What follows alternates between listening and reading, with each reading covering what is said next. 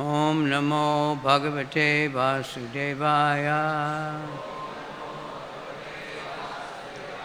Om Namo Bhagavate Vasudevaya. Om Namo Bhagavate Vasudevaya. Narayanam Namaskritya Naram Chaiva Narottamam Devim Sarasatim Vyasam Tato Jayamudiraye. Before reciting the Srimad Bhagavatam, which is our very means of conquest, we first offer our obeisances to Narayan, the personality of Godhead, to Narayan Rishi, the supermost human beings, to Mother Saraswati, the goddess of learning, and to Srila Vyasadeva, the author. Nasta Prayeshu Abhadreshu, Nityam Bhagavata Sevaya, Bhagavat Yuttama Shloke, Bhaktir Bhavati Naistiki. By regular attendance in classes of the Srimad Bhagavatam, rendering service to the pure devotee, all that is inauspicious to the heart becomes destroyed almost to nil, and thus loving service to the personality of Godhead, who is praised with transcendental song, comes into being as an irrevocable fact. So Srila Prabhupada gave us both. He gave us regular Bhagavatam class in our schedule every morning, and he's a pure devotee, so attending the Bhagavatam class is service, but we gave us many other service also. Today is the auspicious appearance day of Varahdev, incarnation, Vasati Dashane Sikare Dharani Tavalagna Sasini Kalanka Kileva Nimagna Keshavadita Shukara Rupa Jai Jagadisha Hare, Jai Jagadisha Hare, Jai Jagadisha Hare, Keshavadita Shukara Rupa, Jai Jagadisha Hare, Jai Jagadisha Hare, Jai Jagadisha Hare. Shukara is another name for a varaha or a boar, a kola. When it says Keshavadrita, that means it's Krishna. All these avatars. So we're very familiar with the appearance of Varaha when he fought with Hiranyaksha and rescued the earth from the bottom of the ocean. So he's rescuing us, our minds, from the bottom of the mote of ignorance ocean, the darkness of ignorance, and where we can't function. But by thinking about Krishna and Krishna's incarnations, we can get lifted out. Krishna is a quick deliverer. So there are other appearances that we don't hear about so much, so I'm going to just mention those. One was in Navadvip, so I have to plug the Navadvip Prakama. Ektina Varaha Bhavera Shloka Shuni Garjiya Murari Gare Chalila Apane. One day, Lord Chaitanya heard a verse glorifying Varaha. He roared loudly and went to the house of Murari. Antara Murari Gupte Prati Bada Prema Hanumana Prati Prabhu Ramachandra Yena Murari Gare Jela Shri Sachinandana Sambrame Karila Gupta Charavandana. If there's any Bengalis here, I apologize for my Bengali. The Lord was greatly affectionate to Murari, Just as Ramachandra was affectionate to Hanuman, Sri Sachinandan entered the house of Murari. Murari immediately offered him obeisances. Just as Ramchandra exhibited heartfelt affection for Hanuman, Mahaprabhu treated Murari as an object of great love. On hearing descriptions of the Varaha one day, the Lord became absorbed in the mood of Varaha and went to the house of Murari, roaring loudly, Shukara Bali Prabhu Chalayai, Sambite Murari Gupta Chaturdike Chai. It's a very long sloka. He entered the house of Murari. He called out, Bore, Bore. Murari Gupta was astounded and looked all around. Vishwambara then entered the Vishnu temple, wherein he saw a beautiful water pot with a spout. He assumed the form of Varaha, and by his sweet will, he picked up the water pot with his teeth. In this way, in his form of Varaha, the supreme enjoyer of all sacrifices, grunted and manifested 4 hoofs. Then the Lord ordered, Murari, offer prayers to me. He actually took the form of Murari. And it's repeated in the purport. So for Lord Gaurasundar, to display the form of his Varaha incarnation is appropriate, is proper. A Mayavadi should not misunderstand from this that when a conditioned soul is freed from ignorance, he can exhibit such moods of the Supreme Lord in imitation of the Lord. To disrespect these deceitful, hellish persons who were cheated by considering themselves Vishnu, the Lord personally exhibited these pastimes for their bewilderment. The severely averse atheists fall into illusion by imitating the Lord's activities without understanding. They bring havoc to the world by arranging for some duplicitous people to honor them in such a way that the painful conditions of hellish life, which are suitable rewards for envious people, await them with miseries for unlimited years. Lord Chaitanya kept his identity hidden.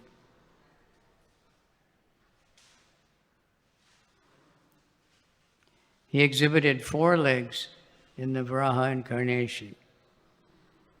So no one can imitate that. I'd never heard of someone claiming to be Varaha avatar. There was a Kalki avatar some years ago. Didn't last very long, though. But there's many claiming to be Krishna, or Rama, or Buddha, or Jesus.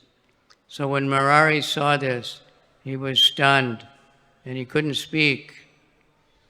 Prabhu Bale, Bola Bola Kichu Baya, Nani Ekadina Nahi Yana Mui Stane. Speak up, don't be afraid. You didn't know who I was. Murari trembled. Only you know your glories. On seeing the Varaha form of the Lord, Murari trembled out of fear. He said, I can't properly offer you prayers. So what to speak of me or any of us? But still the Lord wants us to try. Only you can do it. So Murari became hesitant to offer prayers. He was scared of this Varaha form. Don't be afraid. I'm the fountainhead of all the Vishnu incarnations. When topics of the Lord's exhibition were made known to the world, everyone understood that the Lord was the Supreme Lord. So that this was Lord Chaitanya. He took this form, and then when we hear about it, for the benefit of us, Vaishnavas inclined to the service can describe topics of the worshipful object. Ordinary people can't. So there's a lot to mention here about, the Mayavadis and smashing them. This Lord Chaitanya showing that he was Varaha and actually taking the form. One time, he took the mood of Nrsimhadev, but it doesn't say he took the form. I don't know what he did, but here it specifically mentioned he took the form of Varaha. And of course, it's very beautiful. So Murari Gupta, he did offer great long prayers, glorifying the Lord and how he's, creating all the universes, and devotees can do that. The Vedas can't even know Lord Chaitanya in full, or know anything in full about all these incarnations. So then Lord Chaitanya, after he heard heard Murari glorifying him so much, then he started to blaspheme the Vedas, and because they indicate that I don't have a form. Here he's showing a form. He even mentions that Prakasananda Saraswati, who said, they say I don't have arms and legs, and I can't move and I can't talk.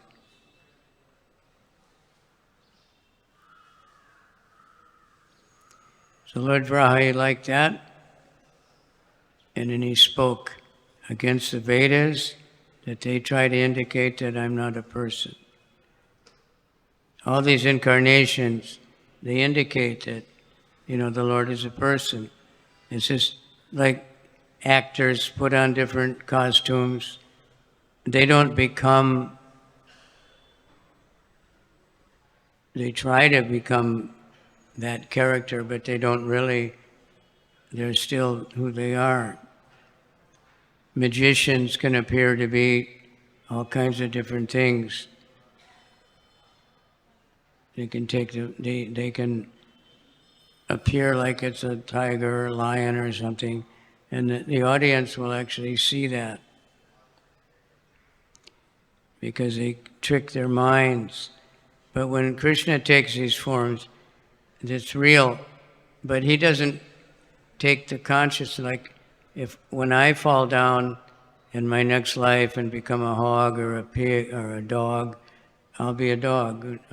I won't have high consciousness unless somehow or other a crocodile gets hold of my leg or something, and I remember the Mahamantra from my previous life. But when Krishna takes these forms, he doesn't become them. He doesn't become a hog.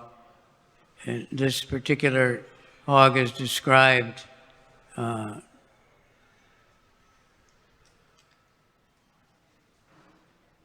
as very beautiful. Has anyone ever seen one of these wild boar Varaha animals? They have them in India? Huh? They're in the forest. Nobody keeps them for pets or for, farming. In America, they keep a lot of other kind of pigs. But these wild ones have become a big problem for farmers. They can dig under any fence and they destroy all their crops. And so they're trying to, the devotee farmers have a big problem. Should they kill them or not? But they're very ugly. I saw one in the zoo. They're just scary ugly. They have these big teeth and they're all, hairs are standing up and they stink like anything. But this incarnation of Varaha is very, very beautiful.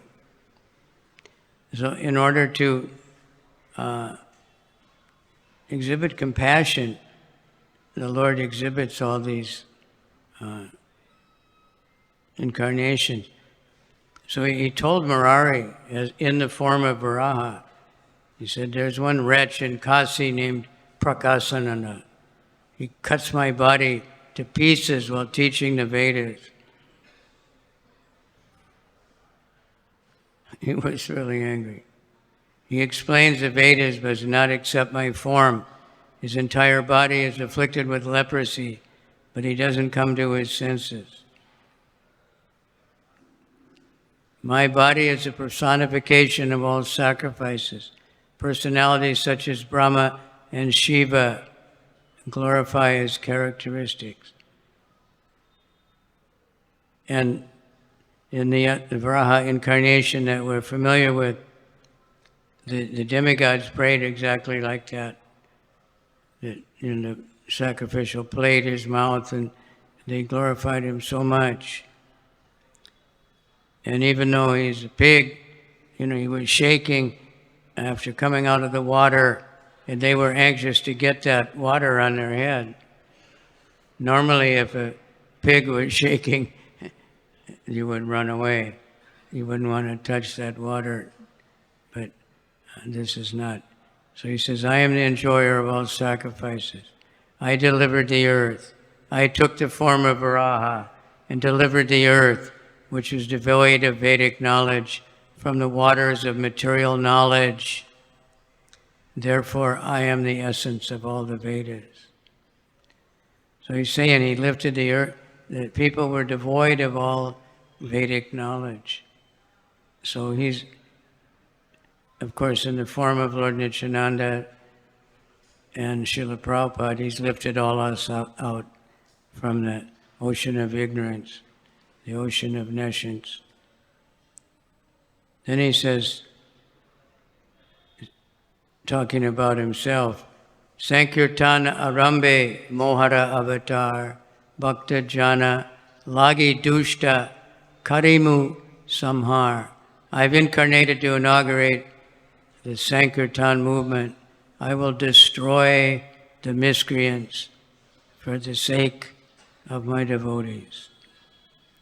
Before the inauguration of Sankirtan, I bewildered the entire world as an ordinary dwarf and was forced to accept the fruits of karma. But now I've come to inaugurate the Sankirtan movement because there are so many demons who try to stop spreading of it. He said, I cannot tolerate the oppression of devotees. I will kill oppressor even if he's my own son.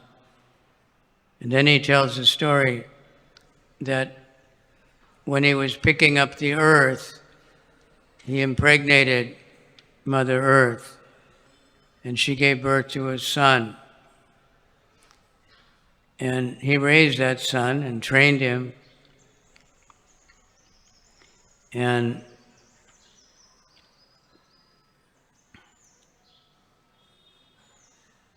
he was called Naraka. He was very powerful. But then he became a great king and maintained the demigods, gurus, and devotees. But by providence, he fell into bad association with Bana and began to take pleasure oppressing the devotees. So we have to be careful about association. Even the son of the Lord somehow and he was personally trained, became corrupted by association with Banasura. Of course, that led to wonderful pastimes. So that's all part of Lord Chaitanya's plan. So I cut down my own servant because I can't tolerate. He was oppressing the devotees. So I took the side of the devotees, and he even killed his own son. He went there and he fought with Bana, fought with Narakasura, and killed him with his Sudarshan chakra. So this is another appearance of Lord Varaha. Then there's another one, which was in Navadvip. In the Satya Yuga, there was a little mountain there, Kuliya Pahada. It's still called Kuliya Gram. It's not visible anymore, but it's Koladweep. What is now called the city of Mayapur, or Navadvip, is actually Koladweep. There was a Brahmin named Vasudeva in Satya Yuga, and he was a great devotee of Varahdev. And he would worship every day the deity of Varahdev, simply offering prayers. He would pray, "Please be merciful on me and give me your darshan so that my eyes can become purified and my life perfected." Speaking in this way, he rolled on the ground in frustration. He said, "My Lord is not giving his darshan. My life is useless." But after some days, the Lord bestowed his darshan to Vasudeva Vipra in the form of a kola, boar. His body was decorated with many varieties of jewelry. The Lord Lotus feet, neck, nose, and face and eyes were especially attractive, and his body was as tall as a mountain. When Vasudeva Vipra saw this wondrous form of the Lord, he felt blessed. He offered obeisances to the Lord, falling at his feet, and began crying with great ecstasy. Seeing this great devotee of Vasudeva Vipra, the Lord said in a sweet voice, "You are my great devotee and have pleased me by your devotion. Please listen to me. When Kali Yuga comes, my manifested pastimes will take place in Navadvip. It's my dearest dham and has been kept very secret. The scriptures describe it, that all the holy places, including Brahmavarta, reside there. The most pious land is where I appeared in the form of fire sacrifice of Lord Brahma and killed the demon Hiranyaksha by piercing him with my teeth." So he's saying that's where he actually appeared. Whoever resides in Navadvip will attain the results of residing in all other tirthas. You were very fortunate to serve me in Navadvip Dham. You will again take birth during my manifested pastimes, and you will see the most beautiful form of Gauranga and his great Sankirtan pastimes. Having spoke to this, Varahadev vanished. After hearing this Daivavani, the Vipra tried to understand this subject. He analyzed the scriptures, and he said, Lord Gauranga will manifest here in Nadia during the Vaivashvata Manvantara in the beginning of Kali Yuga. All the rishis kept this information hidden after hinting at the truth so that only the most intelligent could understand it. So he was in the form of a kola, so this must be Kola Dweep. And it's non different than Govardhan, although there's no mountain manifested now. It's still the same place. And that's where we'll find the Devananda Mutt. Devananda Mutt is that's the place. So there they have the Murti. They worship Varahadev. We don't find too many temples of Varaha, but very, very important. He showed his power. So we know how he appeared in the Bhagavatam Leela. the demigods were begging Lord Brahma that this Hiranyaksha is making so much trouble.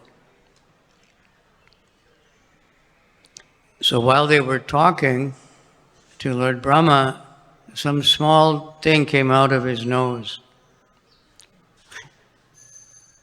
Now, when something comes out of our nose, we want to get rid of it right away, right? Normally. Those kind of things are abominable. Although one time I saw Prabhupada, he had a coughing, and he was giving class, so he had a little loda, and he was, and when he spit, one fly came and dove right in there. And Prabhupada said, just see, one man's food is another man's poison. Said, my body's rejecting this as poison, but the fly is thinking there's some nectar. So then, but it kept growing and took this gigantic form of a boar, Varaha. So everybody was really amazed, and he took off because Hiranyaksha had the difficult trouble he was making had caused the earth to fall into the causal ocean. There's another Varaha. This one is a red Varaha. There was a white Varaha. That was another time when, for other reasons, I think the earth was hiding from demons or something. He also rescued the earth. So this Hiranyaksha saw him and was insulting him and calling him a creature of the jungle and come and fight with me, what kind of coward have you? And Varaha just ignored Hiranyaksha. He had his work to do. So he dove into the ocean, and then he came out with the earth on his tusk. And the earth planet, as we know it, the round planet, not the whole flat earth. There's no flat earth, but not the whole Bhumandala, just the earth. So Varaha was, come on, you coward, come and fight, what's wrong with you? He just laughed, insulted Hiranyaksha, put the earth back in the orbit where it belonged. It's quite an amazing feat. Humans now, we can put, I don't know how many million satellites, you can look it up, are floating around the earth now. So they can watch everything that's going on. And they're finding all kinds of lost civilizations with their underground radar and everything. But he put the whole planet in orbit, and it's still in the same orbit. It never is going to fall out again. Then he went back to fight with Hiranyaksha. So it's a very wonderful fight.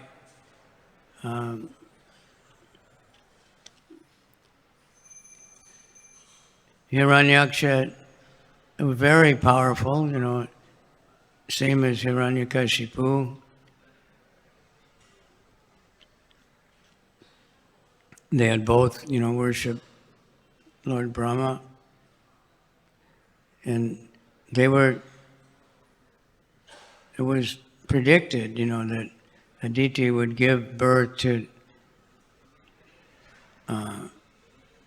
these demons, very powerful demons. She tried to keep them in the womb for 1,000 years or something, but even then it was disturbing the whole universe. When they took birth, there were earthquakes and tsunamis and tornadoes and volcanoes all over the planet. And the Bhagavatam actually says that when demons are taking birth, when these things are happening more and more, which is happening now, of course, we don't know if it's happening more and more or we just hear about, because now we hear about everything, no matter where it is on the planet. Before, you'd only know about what's happening where you are, Now we know everything. So, but it seems to be more and more, because they can count, like in America, every year there's more tornadoes, there's more hurricanes, there's more forest fires, and bigger than ever. There's the signs of demons taking birth. So we need to have a lot of devotees take birth. We have to have a lot of Sankirtan, a lot of Bhagavatam readings, a lot of prasadam distribution, a lot of temples to attract more devotees to take birth. The demons are trying hard to make it a very attractive place for demons to take birth. So we have more and more casinos and more internet, everything. So when they went to fight, there were some insults going back and forth. Varaha was mostly just laughing at Hiranyaksha. So Hiranyaksha threw his club, and the Lord deflected it. He just caught it in his hand, I think, gave it back. So it went on. At one time, Varaha, the demigods were all watching, and they don't realize, the power of the Lord sometimes. They get covered over. So Varaha dropped his club, and it looked like he was in big trouble. But then he fought again, and the demigods were begging him, you have to kill him quick, because the sun is going to set, and he's going to become more powerful. The Rakshasas, they become more powerful in the dark, in the night.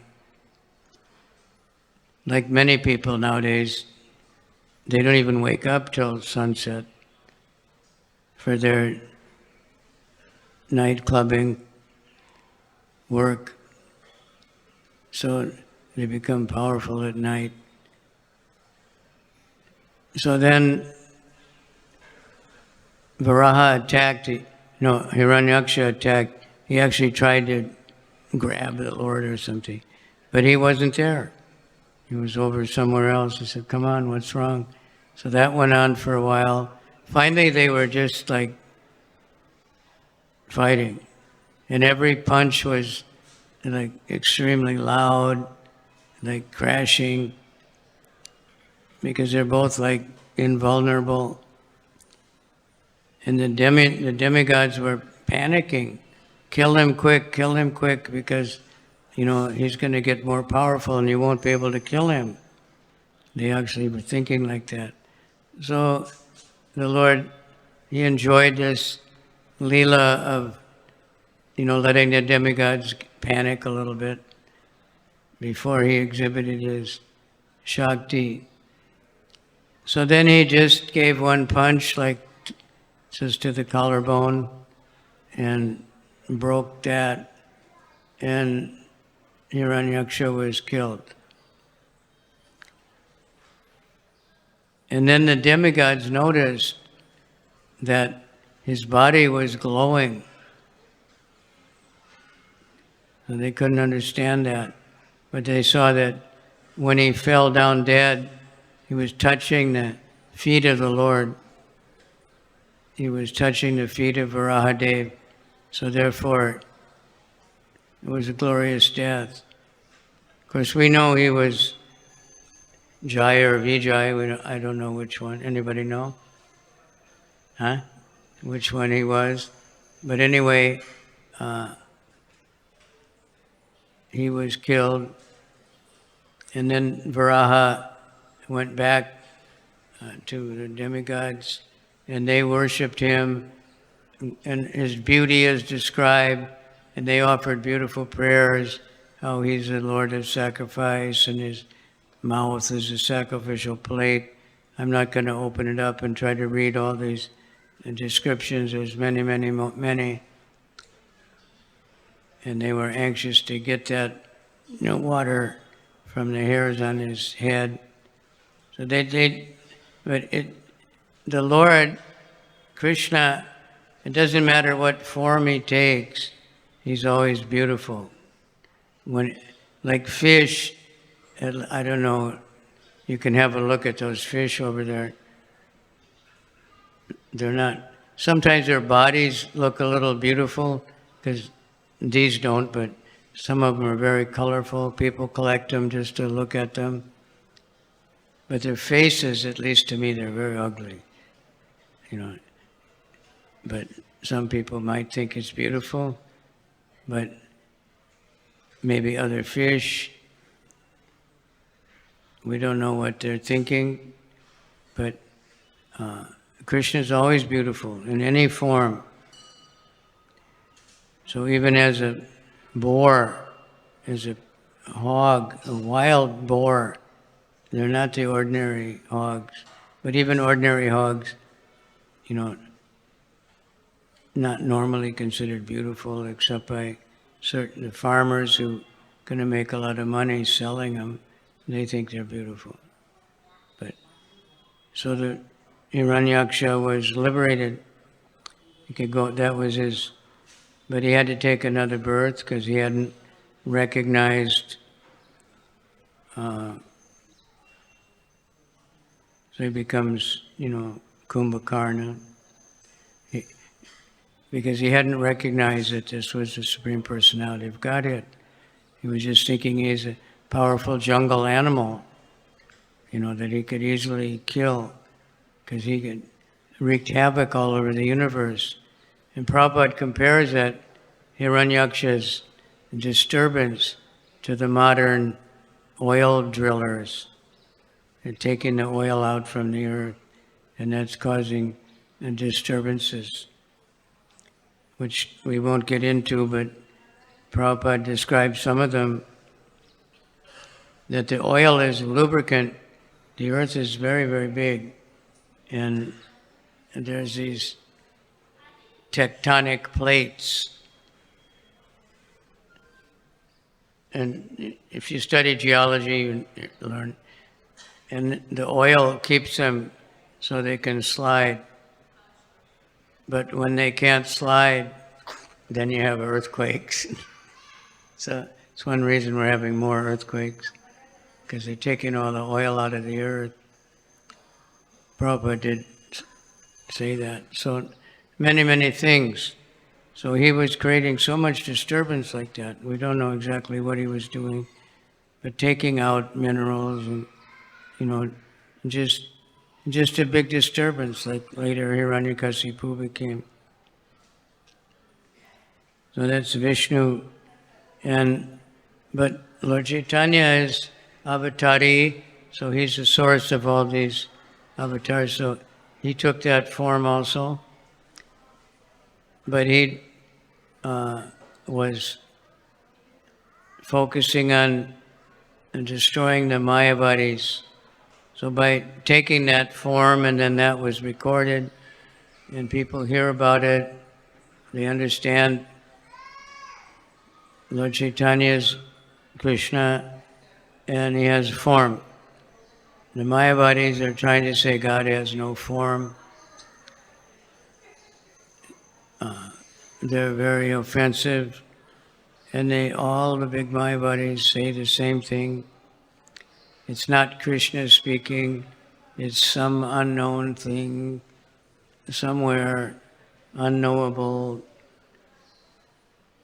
It's so nonsensical that simple-minded people that are pious, they know God is a person.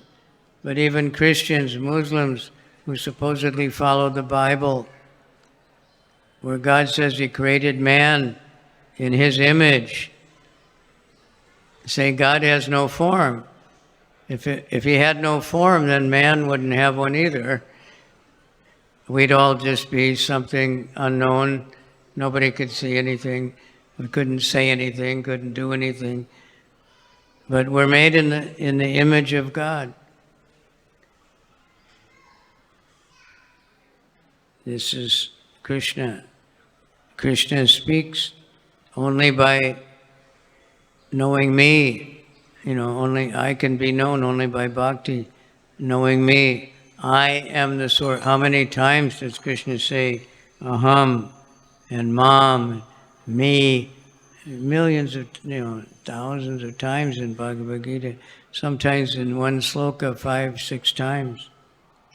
He talks about himself.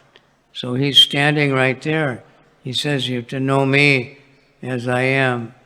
But he very kindly appears in all these other avatars. And the early ones were animals. The first is the fish, then the tortoise, then the boar, then the Sringar, half evolution, half man, half lion.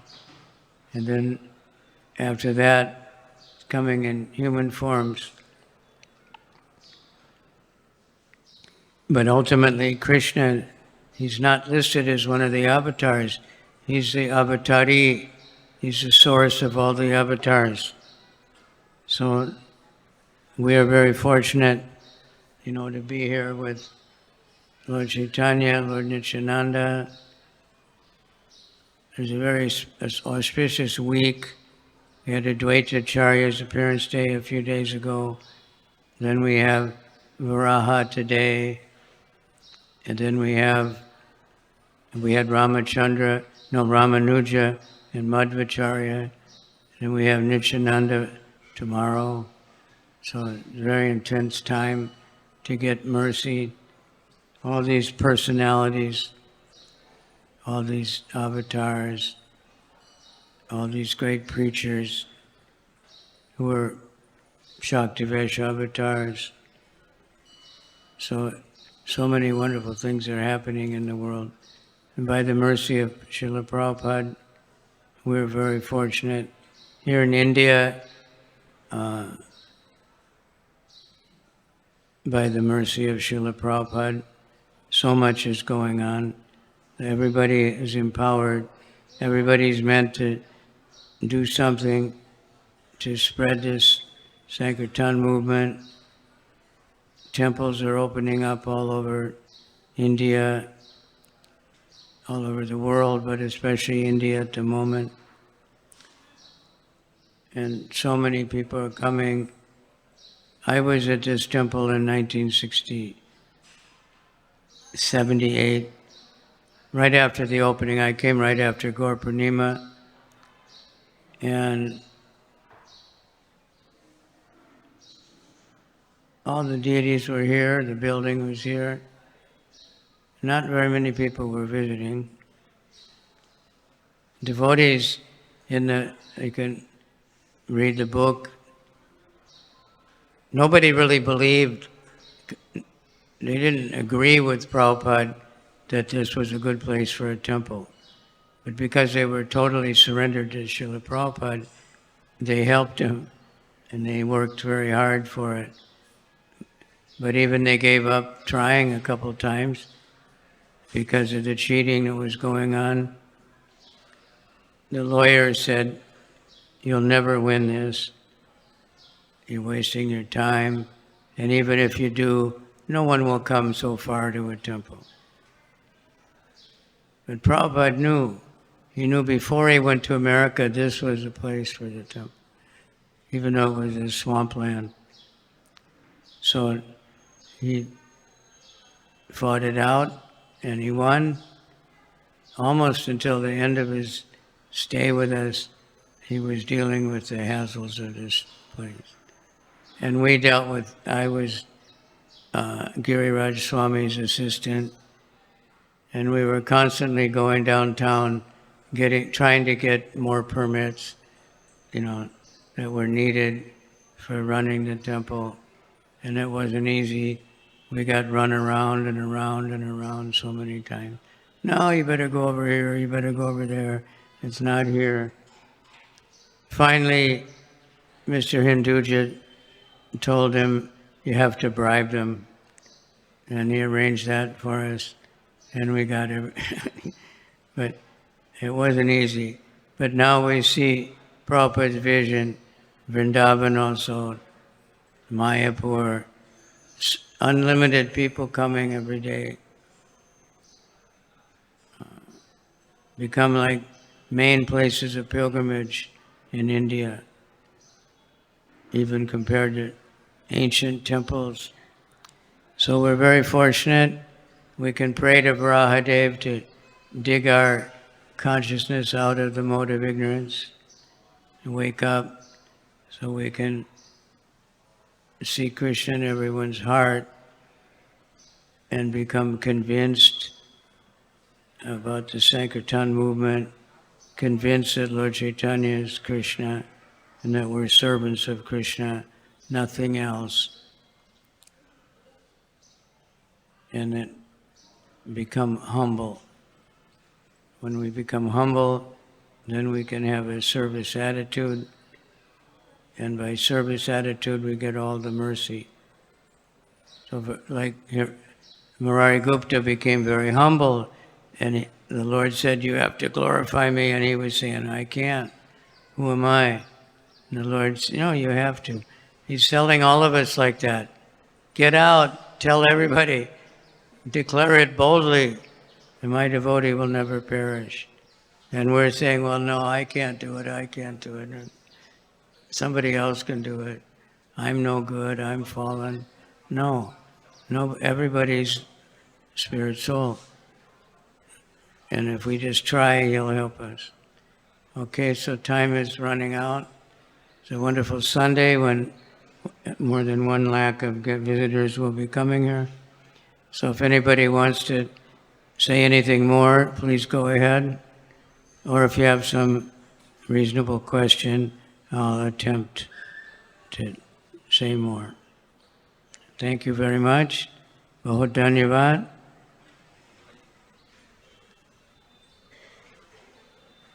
Anyone?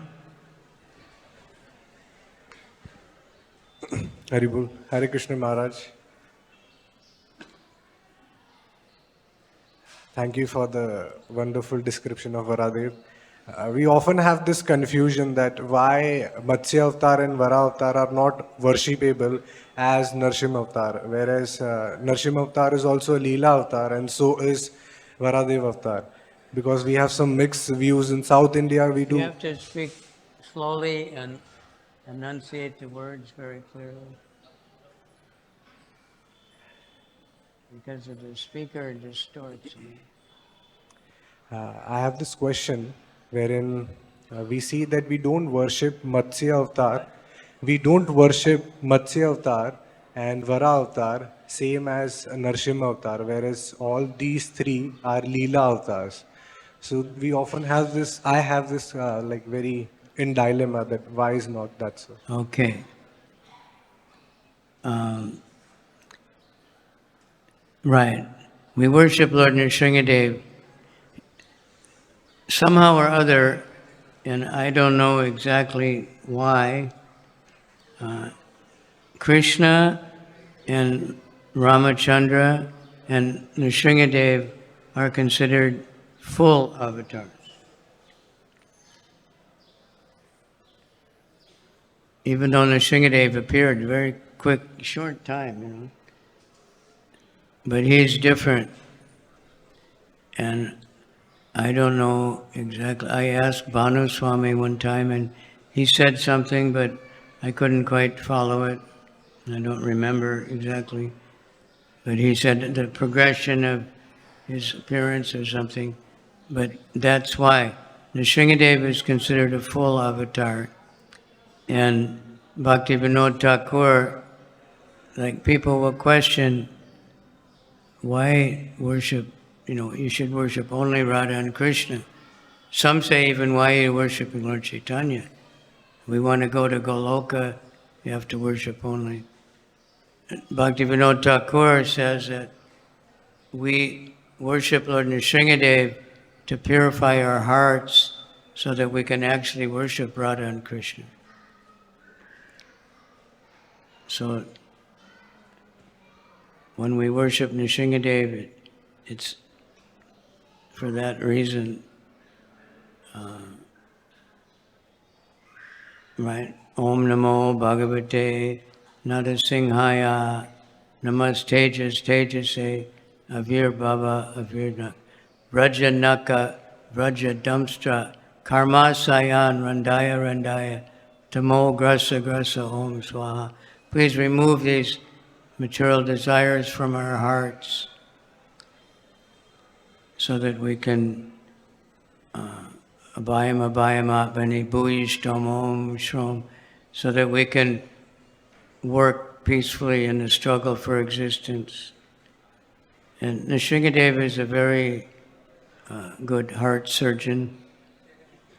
He's a very good surgeon. I was here when Srila Jayapataka Swami first was hospitalized. So many devotees were praying all day to Lord Nrsingadeva. I was also to please, because the doctor said there was no way to do surgery. It's too small place. But I knew we knew Lord Nrsingadeva could do it, and he did it. The doctors couldn't understand that, but after a while they did get some understanding. But that's all I can say.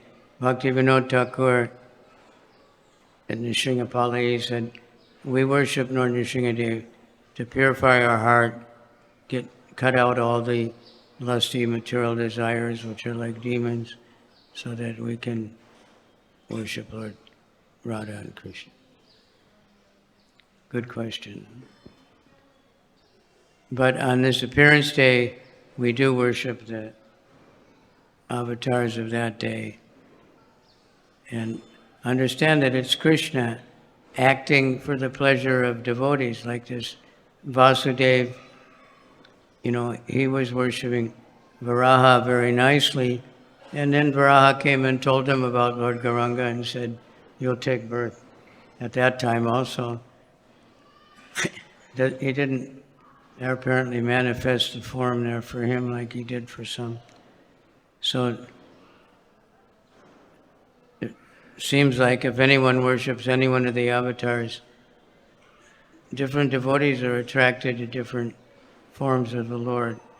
So the Lord takes so many different forms for that reason. He's very merciful. Okay, so I have 9 o'clock. Well, no, 3 minutes. Anyone else want to say something about Varahdev?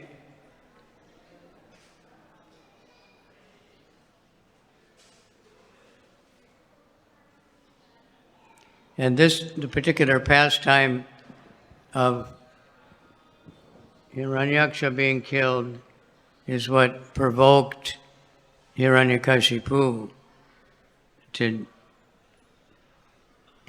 become so much of a terrorist all over the universe, trying to find Vishnu to kill Vishnu. And even to kill Prahlad, because he just said that Vishnu killed his brother, therefore Vishnu was his prime enemy, and because Prahlad was a devotee of Vishnu, he hated even his own son. Like Varaha, he didn't kill, in the form of Varaha, he didn't kill that Narakasura. Krishna did. Krishna went from Dwarka on the back of Garuda, and he fought with Narakasura, who was fortified like anything in his city, and cut through all the fortifications and fought his armies, and he personally killed his own son. So Hiranyakashipu was similar. Because his son was a devotee, he was killing him. Krishna killed his son because he was a demon. Okay, thank you very much. Shri Varahadev ki jai. Shri Gaurnitai ki jai. SriSriRadhaRasbihariTemple ki jai. Some say they were Srila Prabhupada's favorite deities. Everywhere Prabhupada went, he said, these are the most beautiful, because they always are the most beautiful. But he kept a picture of Radharasbihari, and he was always thinking how to make the big temple for them. And it's very miraculous how this temple manifested, considering all the things that were going on and how neophyte all the devotees were, and nobody was experienced in construction of anything, but somehow they got this done, piece by piece. The Srila Prabhupada ki jai, Radha Rasai Swari Bhakta Vrinda ki jai, Gaur Premanandi Hari Hari.